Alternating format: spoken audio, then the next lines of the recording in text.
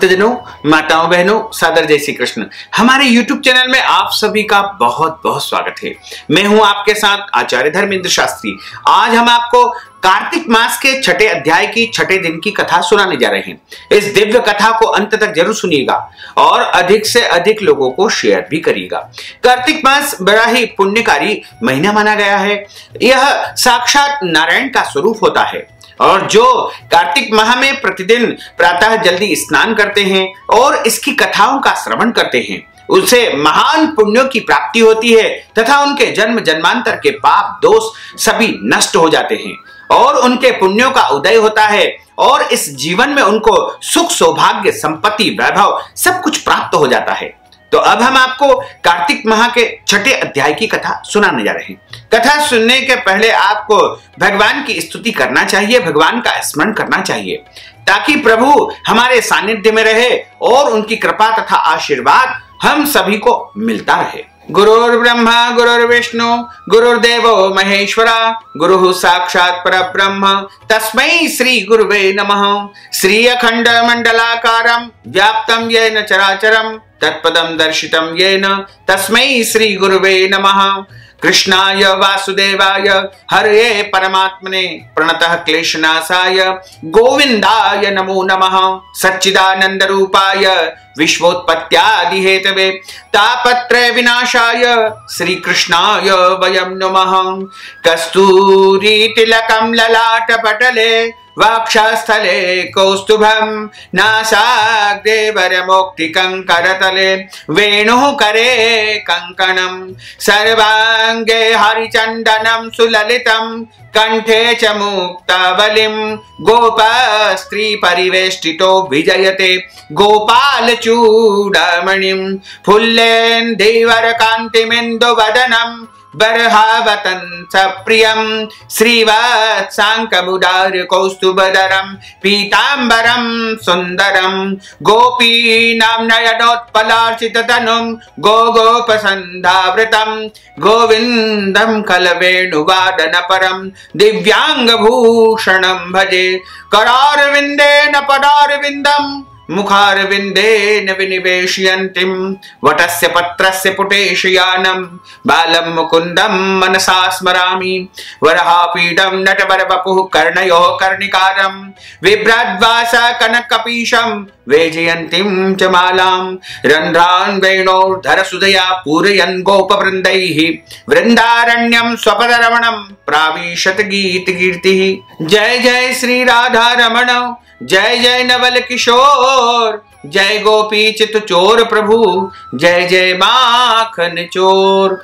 मात मेरी श्री राधिका पिता मेरे घनश्याम, इन दोनों के चरणन में मेरा बारंबार प्रणाम, मेरा बारंबार प्रणाम, मेरा बारंबार प्रणाम।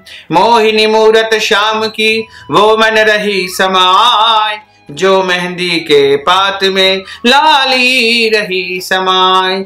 धन यौवन एक दिन उड़ जाएंगे जैसे उड़े कपूर, मन मूरख तू राम भज क्यों चाटे जगधूर। राम कृष्ण दो एक है अंतर नहीं निमेष, इनके नयन गंभीर है उनके चपल विशेष।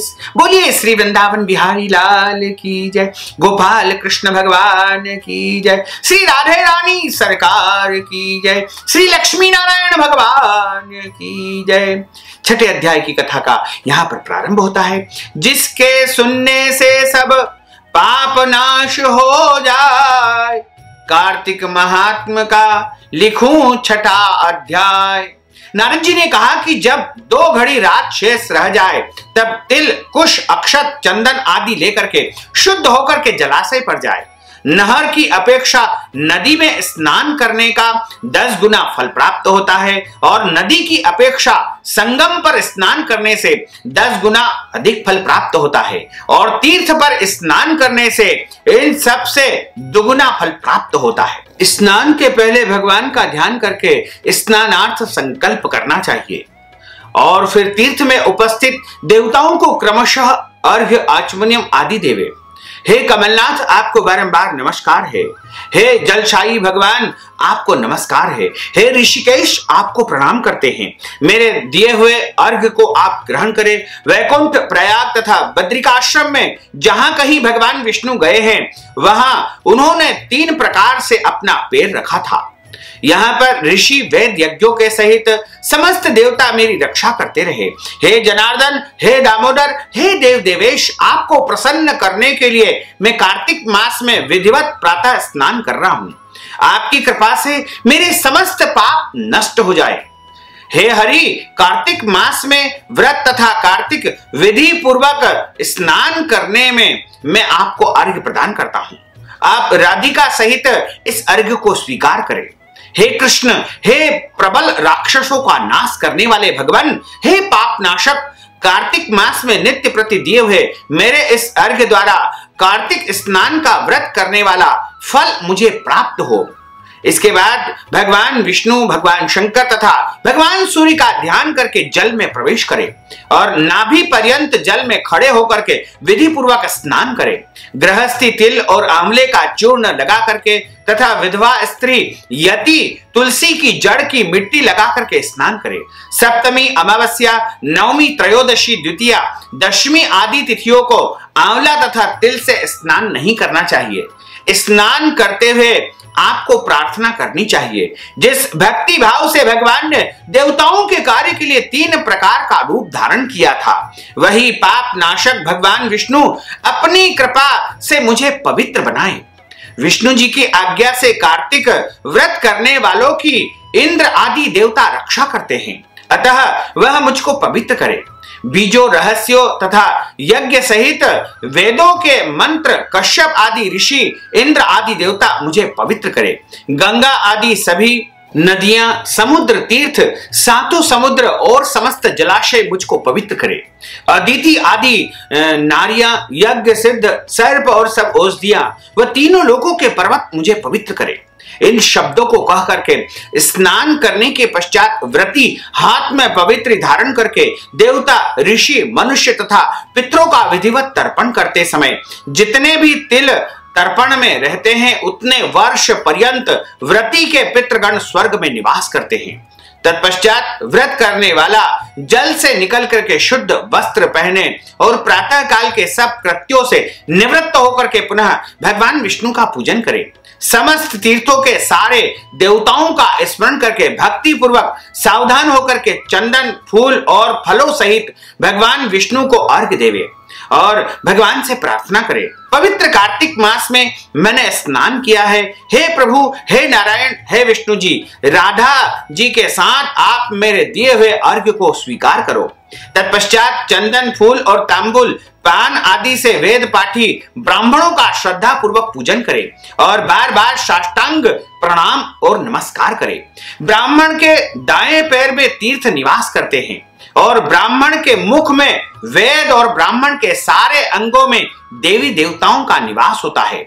अपने कल्याण की कामना रखने वाले लोग इनका अपमान कभी नहीं करे और न इनके साथ विरोध करे, न इनकी कभी भी निंदा न करे। इसलिए ब्राह्मणों का हमेशा सत्कार करना चाहिए, सम्मान करना चाहिए, पूजा करनी चाहिए और दान भी हमेशा ब्राह्मणों को ही करना चाहिए, क्योंकि ब्राह्मणों को जो दान दिया जाता है वही अक्षय और अनंत पुण्य फल को प्रदान करता है। अपने कल्याण की कामना करने वाले मनुष्य को सदैव ब्राह्मण की पूजा करनी चाहिए तथा एकाग्र चित्त होकर के भगवान विष्णु की प्यारी तुलसी जी का पूजन करना चाहिए। उनकी परिक्रमा करके उनको प्रणाम करना चाहिए, उनसे प्रार्थना करनी चाहिए। हे देवी तुलसी माता, देवताओं ने ही प्राचीन काल में आपका निर्माण किया है और ऋषियों ने आपका पूजन किया है। हे विष्णु की प्यारी तुलसी, आपको बारंबार प्रणाम है। हे तुलसी माता, हे वृंदा माता, आपको बारंबार प्रणाम है। आप मेरे सब पापों को नष्ट करो। इस प्रकार भक्ति पूर्वक जो लोग कार्तिक व्रत का अनुष्ठान करते हैं वह संसार से सुखों को भोगते हुए अंत समय में धर्म, अर्थ, काम और मोक्ष को प्राप्त कर लेते हैं। इस प्रकार कार्तिक माह के 6ठे अध्याय की कथा का यहाँ पर समापन होता है। बोलिए श्री वृंदावन बिहारी लाल की जय। अच्युतं केशवं रामनारायणं कृष्ण दामोदरं वासुदेवं हरे श्रीधरं माधवं गोपिका वल्लभं श्री जानकी नायकं श्री रामचंद्रं भजे जानकी मनोहरं सर्वलोक नायकं श्री शंकरादि सेवितं पुण्य नाम कीर्तनं श्री राम राम राम राम राम नाम कायकं रामकृष्ण वासुदेव भक्ति मुक्तिदायकं रामकृष्ण वासुदेव भक्ति मुक्तिदायकं रामकृष्ण वासुदेव भक्ति मुक्तिदायकं रामकृष्ण वासुदेव भक्ति मुक्तिदायकम। बोलिए गोपाल कृष्ण भगवान की जय, श्री लक्ष्मी नारायण भगवान की जय, श्री वृंदावन बिहारी लाल की जय, गिरिराज धरण की जय, श्री यमुने महारानी की जय, श्री वल्लभाधीश की जय, श्री गुसाई जी महाराज की जय। धर्म की जय हो, अधर्म का नाश हो, प्राणियों में सद्भावना हो, विश्व का कल्याण हो, सनातन धर्म की जय हो, गौ माता की जय हो, नगर बस्ती की जय हो, आज के आनंद की जय हो, कल के आनंद की जय हो, परसों के आनंद की जय हो, बरसों बरसों के आनंद की जय हो। ओम नमः पार्वती पते, हर हर महादेव हर। भक्तजनों, आपने ज्ञानवर्धक कथा का श्रवण किया है। कथा सुनने के बाद कथा की दक्षिणा या कार्तिक मास में गौदान, वस्त्रदान, अन्नदान या अन्य कोई भी दान आप कार्तिक मास के निमित्त करना चाहते हैं तो आप हमारे पेटीएम के माध्यम से, गूगल पे के माध्यम से, फोन पे के माध्यम से या अकाउंट नंबर के माध्यम से सीधे सीधे धनराशि प्रदान करके अपना नाम, गोत्र हमें बता करके पुण्य लाभ प्राप्त कर सकते हैं। तो आपसे अनुरोध है कि इस ज्ञानवर्धक वीडियो को अधिक से अधिक लोगों को शेयर करिएगा, लाइक करिएगा, कमेंट करिएगा और यदि अभी तक आपने सब्सक्राइब नहीं किया तो अभी और इसी समय सब्सक्राइब अवश्य कर लीजिए। आपको और आपके पूरे परिवार को सादर जय श्री कृष्ण, सादर धन्यवाद।